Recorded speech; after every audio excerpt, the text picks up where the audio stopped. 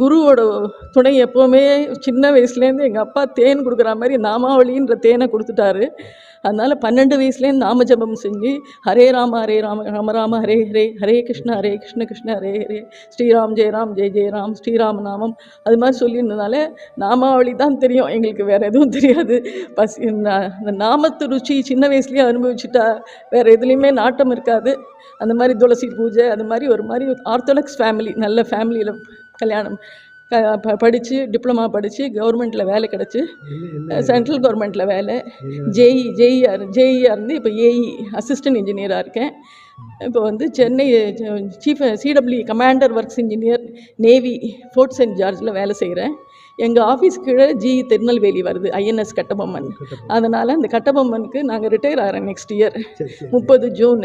அதுக்கு முன்னாடி வரணுன்ட்டு இந்த மேடம் எங்களோட ஏஓவாக இருக்காங்க, அவங்க எங்கள் அக்கா, நாங்கள் 3 பேர் வந்து